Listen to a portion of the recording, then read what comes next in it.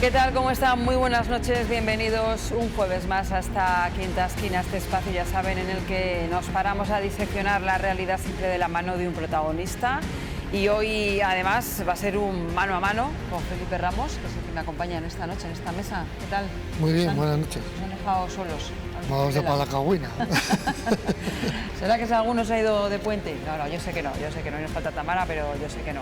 Bueno, pues Felipe, tú y yo vamos a charlar con nuestro invitado, que tiene mucho que decir y además tiene la costumbre, que yo creo que es sana, de hablar alto y claro. Hoy vamos a dar la bienvenida y es un placer a Isidoro Alanís, presidente de Asociación Empresa Familiar de Castilla y León. ¿Qué tal? Muy bienvenido, buenas noches. Gracias, muy buenas noches. ¿Qué tal? Bueno, pudimos verle hace solo muy pocos días en esa entrega del premio directivo del año que otorga la asociación por la dirección, por el proceso de la dirección y empresa familiar. Y volvió a hablar claro, no es la primera vez que lo hacía en esas declaraciones, entre otras muchas cosas. Volvió a ser muy crítico con las políticas del Gobierno en cuanto a su planteamiento y a su postura con los empresarios. Volvió a pedir esa burocracia, esa normativa y sobre todo también un poco ese trato, ¿no? ese buen trato con los empresarios, que es una de las críticas que le hace, entre otras muchas cosas, que iremos hablando a lo largo de la noche, al Gobierno o a los gobiernos. No sé si tiene para todos. Bueno, la verdad es que nosotros somos una asociación totalmente independiente, libre, lo que nos permite decir lo que pensamos. Y nosotros no entramos en una crítica política, sino entramos en un análisis de la situación que va a favorecer o va a perjudicar a las empresas, y cuando las decisiones van en contra de las empresas, pues tenemos la libertad de decir lo que pensamos. No nos tenemos que olvidar que las empresas somos el fundamento del estado de bienestar. Somos los que creamos los puestos de trabajo y, por lo tanto, la creación de impuestos viene generada por esa riqueza de la creación de empleo y de la economía. Entonces nos podemos permitir y debemos tener la obligación también de comunicar y denunciar lo que vemos que es injusto, y creemos que estamos pasando en estos momentos con una estigmatización en los empresarios familiares que no nos la merecemos y que es totalmente injusta.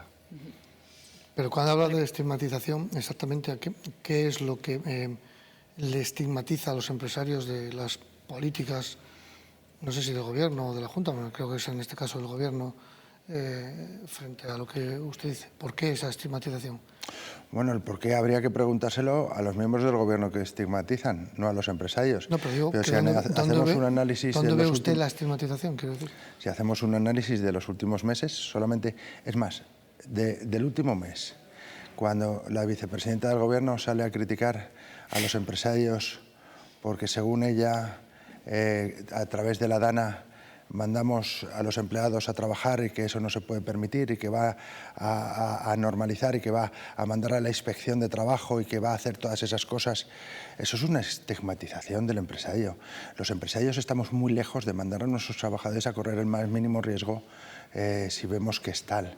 Y los empresarios hemos demostrado fehacientemente en esta DANA que somos los primeros que estamos ahí ayudando a nuestros propios empleados y a la gente.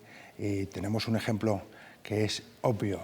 Se critica a Juan Roch y a su grupo Mercadona cuando es el primero que pone sus millones encima de la mesa para ayudar a la gente que ha sufrido la DANA. Eso es un ejemplo de la estigmatización, y como consecuencia de eso van a normalizar y van a plantear una nueva ley en la cual, a través de las situaciones de riesgo meteorológico, se puede los propios empleados decidir si se van a trabajar o no se van a trabajar a los puestos de trabajo. Dices, pero bueno, ¿hasta dónde vamos a llegar ya? ¿Se sienten un poco maltratados o ninguneados o un poco, no sé, como el muñeco, el punching ball, donde les dan todo? Las pruebas son las que son. Tenemos una reducción de la jornada laboral impuesta por el Gobierno, en el cual los empresarios no hemos tenido la opción de negociar una reducción de jornada que al final no deja de ser un perjuicio por la pérdida de competitividad que supone. Hemos perdido un 8% de competitividad una vez que se ponga la reducción de la jornada laboral.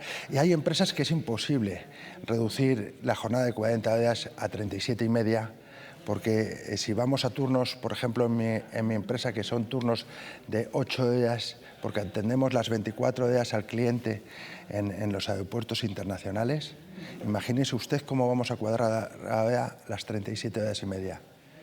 Pues eso solamente puede ser a través de un aumento de las vacaciones que se produzcan, porque hay que atender las 24 horas del día. No puedes atender solamente 22 horas en un aeropuerto.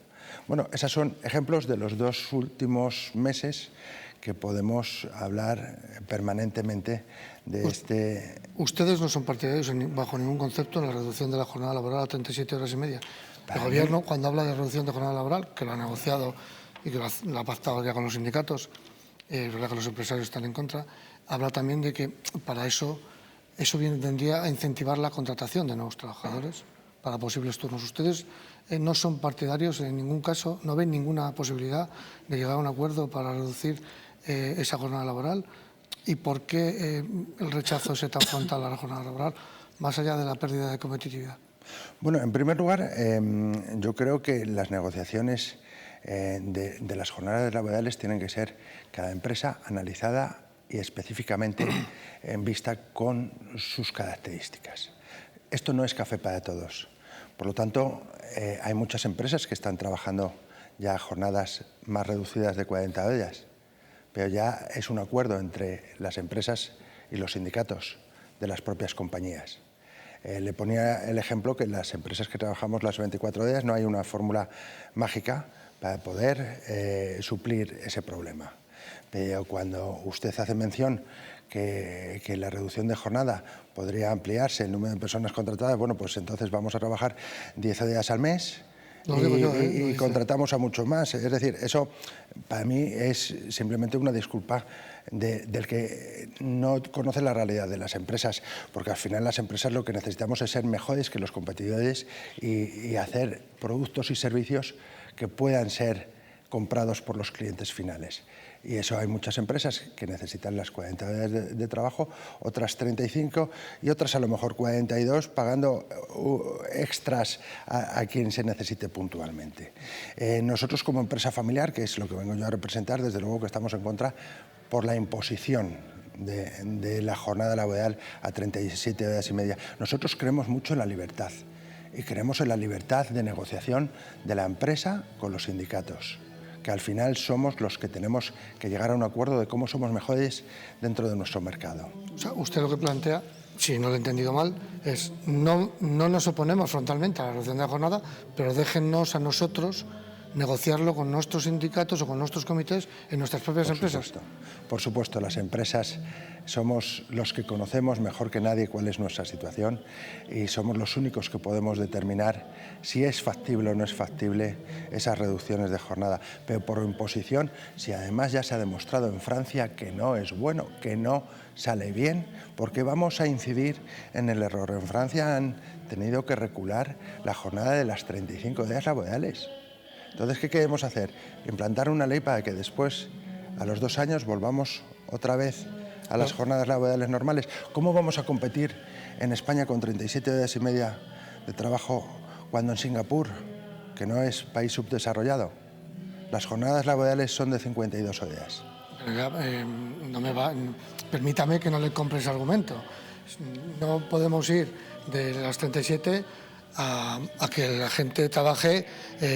¿Cómo es esto? 2 turnos, 12 horas diarias, ¿no? Oiga, que en otros países no lo están haciendo o no lo está haciendo bien, no significa que copiamos a los que trabajan más horas. Yo no le he dicho eso. Ese es un argumento que saca usted a colación. Yo le digo que cómo vamos a competir las empresas. Yo no he dicho en ningún momento que tengamos en España que ir a 52 horas laborales. Pero desde luego que si queremos ser competitivos a nivel mundial las empresas, lo que no podemos es ir hacia atrás. Porque entonces usted me dice una fórmula en la cual podemos competir con las empresas de Singapur. No, yo no se lo puedo decir, evidentemente. Yo lo que le digo es, usted me dice 37 horas no, porque otros trabajan 56, 52 o 56. Pero yo creo que la solución no es esa. La asociación es que el trabajador, usted lo acaba de decir. Yo creo que Nosotros los empresarios protegemos a nuestros trabajadores. Pero por supuestísimo, Yo somos creo. los primeros interesados en que nuestros trabajadores estén bien. Y además, dése cuenta usted una cosa, en la actualidad existe en muchos sectores de la economía una demanda de puestos de trabajo. La disculpa de que con la reducción de la jornada laboral se va a tener capacidad de contratar a más personas, eso es falso. Ahora mismo, mayoritariamente en todos los sectores, estamos demandando puestos de trabajo, pero voy desde el tecnológico hasta la construcción o hasta el sector turístico. Necesitamos mano de obra. No demandan puestos, demandan trabajadores, que no, o sea, lo que ofertan son puestos. Son puestos y puestos de todas las categorías, no es solamente. Y esto se explica perfectamente también haciendo un análisis del perfil demográfico de la sociedad.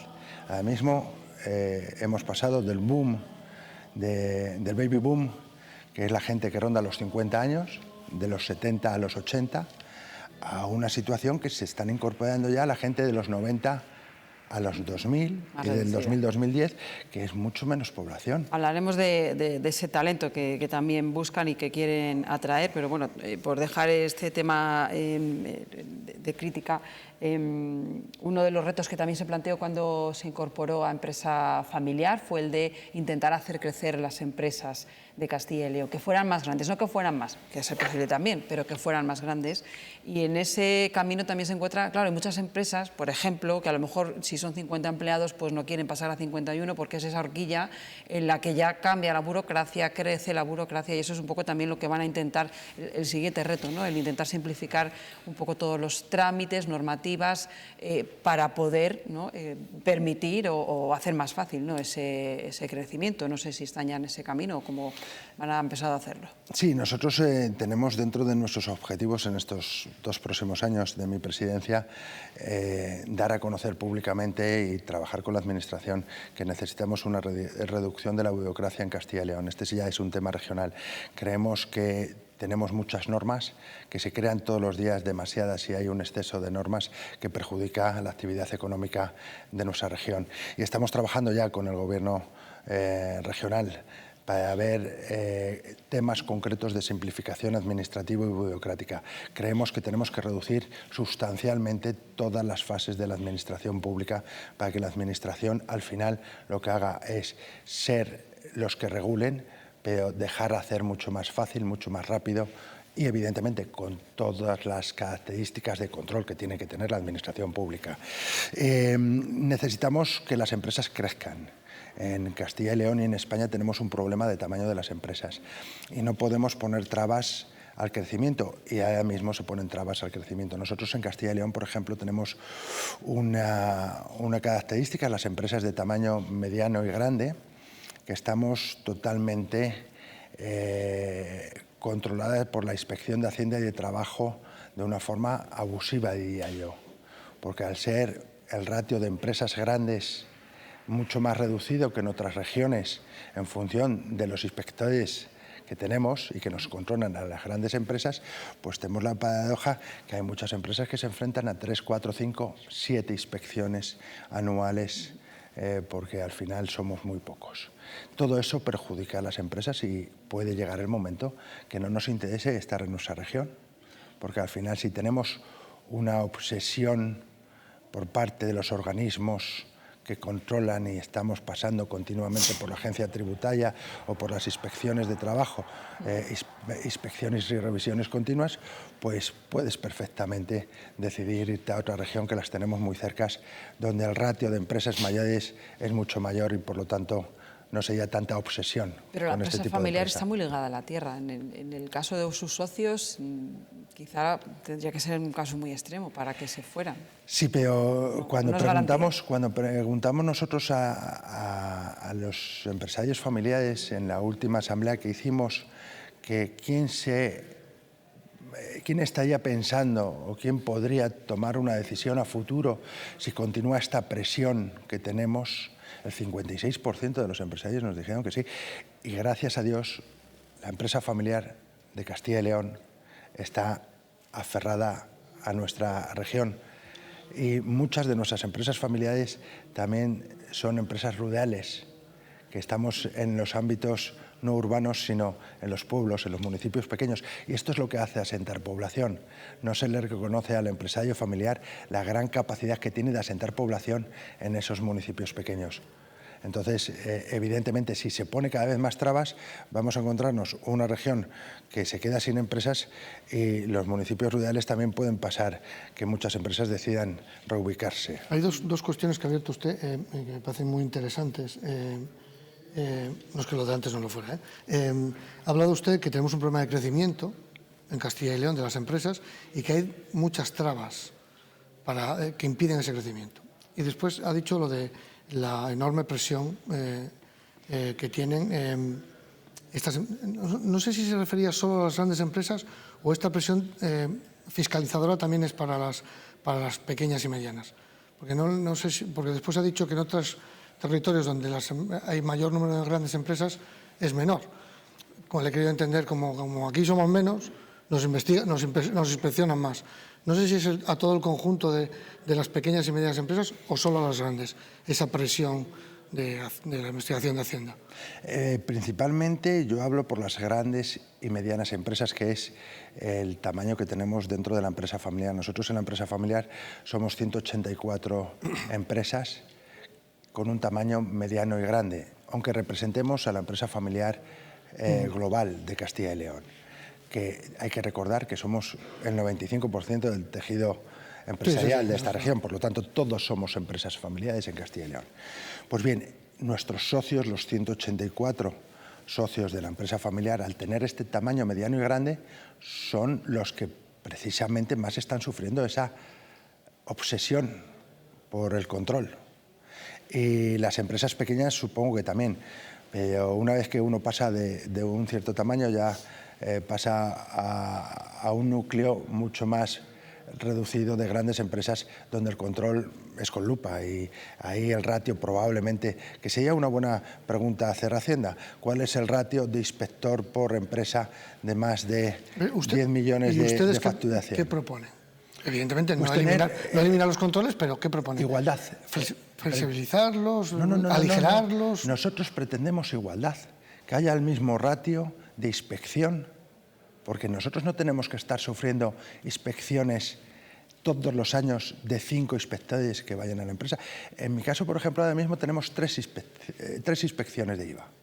Bueno, pues las asumimos porque al final, como trabajamos 100% de acuerdo a la normativa, nos da igual que nos inspeccionen 3 veces o 30, porque las cosas las hacemos bien.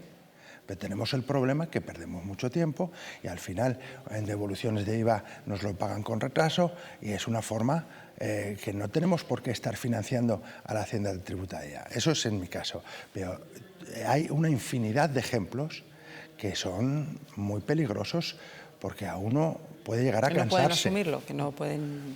Y te cansas de estar continuamente siendo considerado como los malos de esta situación, y no, y es al revés. ¿Y cuáles son las trabas que usted ve al crecimiento de empresas aquí en Castilla y León más graves? Bueno, existe también todo lo que es relativo al crecimiento, que no tenemos ayudas concretas. Desaparecen las ayudas cuando eres mediana y pequeña empresa, mediana y grande empresa, desaparecen cualquier ayuda pública. Ya te consideran de una dimensión y no tienes acceso ni a financiaciones por parte de las instituciones. Eso no es lo que dicen los políticos, perdóneme, que presentan planes y planes con ayudas. Bueno, la realidad es que yo, por ejemplo, para ir a una institución a buscar una ayuda de subvención en el centro tecnológico que hemos abierto con una inversión de 3,5 millones por parte de nuestra empresa, no había ninguna subvención, y resulta que las pequeñas empresas tienen ayudas del kit digital, de no sé qué digital, y al final dices, oye, yo estoy compitiendo con unas armas mucho menores que los demás porque no puedo aferrarme al mismo sistema de ayudas. Entonces lo que hay que hacer también es ayudas para las grandes empresas. Eso sí, después cuando vienen las multinacionales que tenemos que retener en nuestro territorio, le facilitamos todo, pero las que somos de aquí, locales, y que queremos estar también en nuestro territorio y que nos aferramos, pues nos vemos ¿Solo sin se ningún centra tipo de ayuda. en un sector, en determinados sectores? Las grandes empresas, puede ser. Yo creo que las multinacionales que tienen que estar aquí que son muy importantes para nuestro territorio, sí reciben ayudas especiales. El resto de las grandes empresas que estamos en Castilla y León, pues tenemos una desventaja. Había otro reto. ¿Quieres terminar con ese tema? No. Había otro reto de empresa familiar, que es el de retener y atraer talento en la comunidad. El problema de la mano de obra ha salido en esta mesa, bueno, pues cada vez que se sienta un empresario, pues nos lo dice, lo cual es algo que no acabamos de entender, porque tenemos las mejores universidades, algunos de los mejores estudiantes, por no decir los mejores, y sin embargo no se acaba de tener. Fíjese que yo lo he escuchado hace poco, como ustedes tienen, bueno, usted es CEO de Global Exchange, esa empresa de cambio, que por cierto tiene estas oficinas en todo el mundo y que tiene su sede fiscal en Fuentes de Oñoro, en Salamanca, sí, y su sede social en Salamanca. Correcto. Que me parece muy significativo. Ya nos contará si le compensa o no le compensa, ¿no? Se ve que sí, o al menos apuesta por la tierra. Pero ha tenido que abrir una oficina en Madrid porque necesitan de un perfil concreto en determinados casos técnicos y no encuentran a personas que quieran trasladarse a Salamanca. Habla antes de asentar población en el medio rural, pero es que ni siquiera encuentran un perfil concreto que en un determinado momento quiera estar en Salamanca. Y se han visto obligados a abrir en Madrid esa oficina. Me ha parecido un dato ya no significativo, casi un poco escalofriante. Digo, bueno, pues no se quiere venir ni a Salamanca a vivir. ¿Cómo valora y cómo analiza esa circunstancia cuando se pone ante ella usted, y me imagino que, bueno, pues cuántos empresarios, ¿no? ¿Qué nos pasa en Castilla y León? A todas las empresas familiares hablamos de este drama que tenemos. Sobre todo los puestos que no encontramos son los puestos directivos. A pesar de que remuneres igual o mejor que en las grandes ciudades, en España tenemos, por desgracia, la cultura de no irnos de nuestras ciudades. Es muy difícil ver a gente que haya tenido experiencias en diferentes ciudades.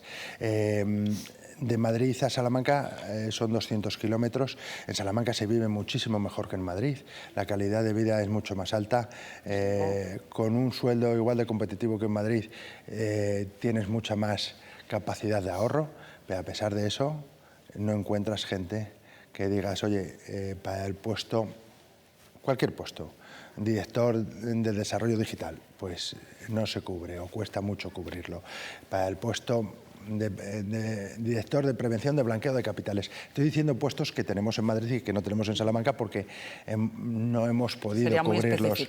Son puestos específicos que tienes que traer los recursos de otras ciudades. Y en España, por nuestra mentalidad, por desgracia, no consideramos que seamos mejores directivos por nuestro trabajo que hemos desarrollado, sino la gente tiene una obsesión con estar en Madrid o en Barcelona y que con eso se consideran mejores directivos. Bueno, pues es una cosa que hay que cambiar también en la mentalidad. Perdóneme, pero el problema de Castilla y León, o lo estamos viendo y se ve, no es tanto el no poder traer, sino que se nos va el talento. Es decir, que sí que cambia de ciudad, que sí que se van a otra ciudad. Y habitualmente se suelen ir a Madrid. Totalmente. Pues que ejerce de... Se van y además no quieren venir. De imán. Pues totalmente de acuerdo. Y por eso nosotros desde la empresa familiar también en estos próximos 2 años queremos trabajar con la Consejería de Educación para hacer un programa para ir a las universidades, y digo a todas las facultades. Es decir, no solamente es la facultad de gestión y dirección de empresas, sino hay 15, 20 facultades que el mundo de la empresa está permanentemente presente. Y queremos ir a hablarles de nuestras empresas, queremos decirle que hay talento, pero que también hay empresas que no tienen por qué irse a Madrid a trabajar, porque aquí tienen la posibilidad de hacer sus planes de carreras igual o mejor que en Madrid. Y desde luego la libertad total del que se quiera ir a trabajar a Madrid o a Luxemburgo, ahí la tiene, pero por lo menos que entiendan los estudiantes, los universitarios, que no tienen que salir corriendo de Castilla y León, que no puede ser que nosotros les formemos en Castilla y León, que es una de las comunidades, la comunidad mejor en España desde un punto de vista educativo, y los que mejor tasa tenemos en todos los rankings, que formemos a la gente y una vez formados que se vayan a trabajar en otras comunidades.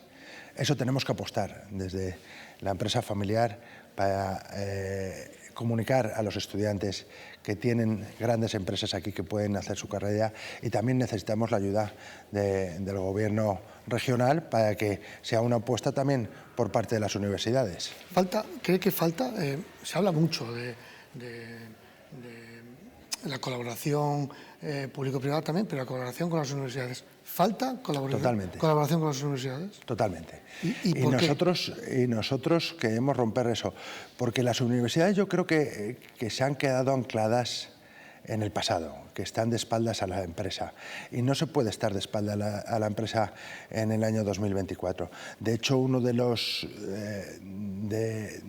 ejemplos de colaboración entre la universidad y la empresa es un proyecto que también yo estoy inmerso, que es el proyecto Alumni, Empresas Amigas Alumni de la Universidad de Salamanca, que es una idea de Antonio Huertas, que es el presidente de Alumni y el presidente de MAFRE a nivel mundial, y que queremos transformar la universidad para poner la empresa dentro de su día a día. Y tenemos un proyecto muy bonito de llegar a alcanzar 1000 becas a los estudiantes posgrado en el año 28-29. Este año hemos empezado con 200 becas, con colaboración de 50 empresas, y estamos muy ilusionados en que este proyecto salga adelante. Si sale este proyecto, lo que tienen que hacer las otras 3 universidades de Castilla y León es organizar lo mismo que estamos organizando en Salamanca con Alumni para que sea una realidad. Pero necesitamos que la universidad mire a la empresa y la empresa mire a la universidad. Y si las empresas no miramos a la universidad es porque no tenemos una retroalimentación de la misma. Está todo inventado. Las universidades privadas tienen un modelo mixto empresa-alumno que funciona muy bien. Lo que hay que hacer es copiar ese modelo para que salgan los alumnos mejor preparados y con una visión de lo que es el mundo de la empresa más real, de lo que consiguen cuando se licencian. Yo fíjese que a lo mejor es una locura, pero incluso pongo la raíz, la hundo un poco más, porque ¿qué pasaría si hiciera una EBAU única y entonces hubiera una nota rasa para todos los alumnos y nuestros alumnos más excelentes pudieran quedarse a estudiar en sus facultades, en sus ciudades de origen, y no tuvieran que irse fuera muchos de nuestros más excelentes porque no alcanzan esa nota? Sí. Se vienen aquí otros con notas peores, aquí formamos a los que tienen peor nota a veces en algunos casos. Y claro, si nuestros mejores estudiantes en algunos momentos se tienen que ir fuera a estudiar, se acaban quedando ahí. ¿Cómo van a traer a esa gente que ya han hecho su vida académica en determinados lugares? Es que a lo mejor la raíz está todavía un poquito más en el fondo. Sí, esa es una de las raíces importantes, pero no la única. El tema de las universidades públicas en España daría para otro programa. Bueno, pues lo haremos en cualquier caso. Hablaba de directivos, pero bueno, en todos los puestos haría falta esa mano de obra. También en los pues operarios, puestos medios, técnicos, hablamos de todos los perfiles. ¿Cuál sería el que más necesitarían en estos momentos? Se necesita de todo, de todo. Nosotros, a través de la Fundación de la Empresa Familiar, que su presidenta, Rocío Orbella, lleva trabajando ya 4 años, casi 5, en un programa que tenemos para transmitir dentro de los cursos de FP la necesidad de que vean las empresas de Castilla y León como algo en el cual pueden trabajar. Estamos empezando a inculcar ese espíritu de que se queden aquí, pero en FP tenemos todas las demandas que usted se pueda imaginar en las empresas. Pero en el sector del turismo también existen demandas. En el sector de la tecnología no se encuentra gente hoy en día en Castilla y León. Entonces dices, y los 100.000 parados que tenemos en Castilla y León según la última encuesta, ¿a qué esperamos a reciclar para todos esos y puestos de trabajo que tenemos? O simplemente a que realmente empiecen a trabajar, porque lo que no podemos pretender es tener demanda de todo tipo de puestos y tener 100.000 personas que están sin trabajar en teoría. ¿Y dónde ve el problema? Quizás es un problema porque se dice de salarios, no es un problema de salarios, es un problema, hablábamos antes de jornadas laborales, es un problema de no ver un futuro más allá de un contrato primero de, llamemos de becario. ¿Dónde está el problema? Yo creo que es un problema. Porque la también. mentalidad de los jóvenes ha cambiado y va por otros derroteros distinta a los que éramos del baby boom, que nos enseñaron otra historia. Bueno, eso está claro. Ahora mismo existe una mentalidad distinta que yo creo que es como consecuencia que las generaciones de 18 a, vamos a poner a 35, para tener un amplio espectro, nunca han tenido la necesidad de nada. Yo creo que son la primera generación que los padres se lo hemos dado todo. Les hemos dado demasiado, ¿no? Y les hemos consentido de todo. Entonces, evidentemente, cuando es así, es muy difícil hablar de una política de trabajo, de esfuerzo, de que las cosas tienen que salir por trabajar.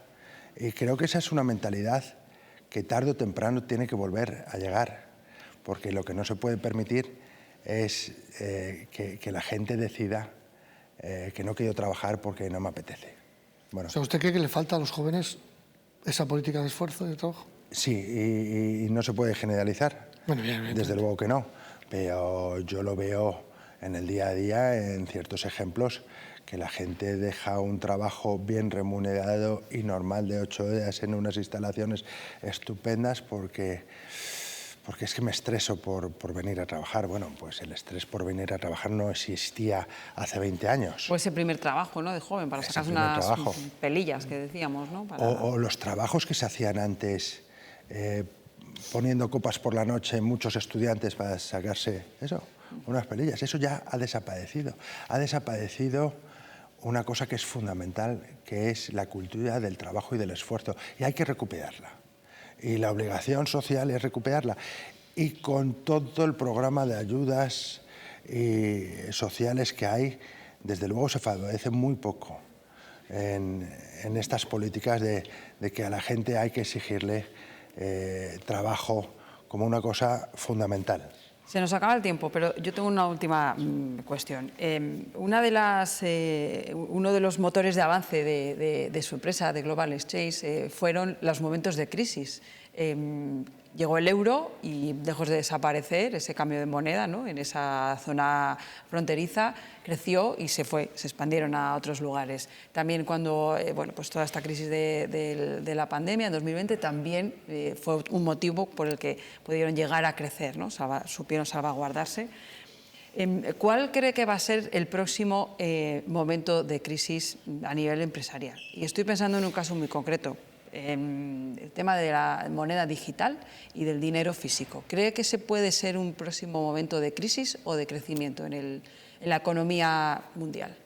Bueno, yo creo que el dinero efectivo no va a desaparecer y tengo que ser contundente en el mensaje. Si desaparece... ¿No va o no debería? No va a desaparecer. Y por una sencilla razón, por la libertad. Como pueden ver, yo hablo mucho de la libertad porque creo en ella. En el momento que el dinero efectivo desaparezca, dejamos de tener una libertad esencial, que es tener nuestro propio dinero a nuestro propio recaudo. Entonces, si no existe posibilidad de tener los ahorros uno en su propio bolsillo, estamos permanentemente en un corralito. Entonces, esa es una de las cosas que Occidente yo creo que no va a permitir, aparte del control que se nos está realizando con todos los días. El control por parte de los estados y por parte de las grandes empresas y medios de pago de en qué gastas el dinero, cómo lo gastas, pues es muy cercano a mentalidades autoritarias. En China les gusta mucho que todo el mundo pague con otros medios que no sea el efectivo para controlar a la población. ¿Pero cree que el consumidor es consciente de esa situación y que Yo en un momento creo que ahora no es consciente. salvaguardaremos unos billetes en papel? Yo creo que ahora mismo no es consciente, pero volverá poco a poco a ser consciente. De hecho, en Suecia, que era un país muy pro otros medios de pago, han dado la vuelta y ya empiezan a defender otra vez el uso del dinero efectivo. El dinero efectivo es lo único que sirve cuando hay una crisis. Por ejemplo, ahora mismo con las guerras, el único medio de pago que se garantiza su utilización es el efectivo. Entonces, creo que van a convivir creo que el efectivo va a seguir estando y espero que las próximas crisis a mí ya no me pillen, que yo ya tengo unas cuantas, es decir, vamos a dejar pasar algún tiempo. Vamos a dejar que no haya crisis, vamos a que pasen las que hay, que ya son bastantes, y que nos dejen 10 o 15 años en paz. Que nos dejen en paz. Bueno, pues ojalá no tengamos que hablar de ello en mucho tiempo, ¿eh? Podamos analizar aquí. Porque llevamos unos añitos de un buen crecimiento. Isidro Nani, se nos ha acabado el tiempo, pero ha sido un placer poder charlar con usted, hacer esa pequeña disección y seguiremos muy pendientes de esa evolución de todo ese trabajo en empresa familiar que será, desde luego, muy buena para todos. Muchísimas gracias por haber estado con nosotros. Gracias a ustedes por el tiempo. Gracias, Felipe, por esta mano a mano. Nos vemos la próxima semana. Ha sido un placer. Y a todos ustedes también, gracias por habernos acompañado en esta noche. No les molestamos más, disfruten del puente el jueves que viene. Nos vemos. Adiós.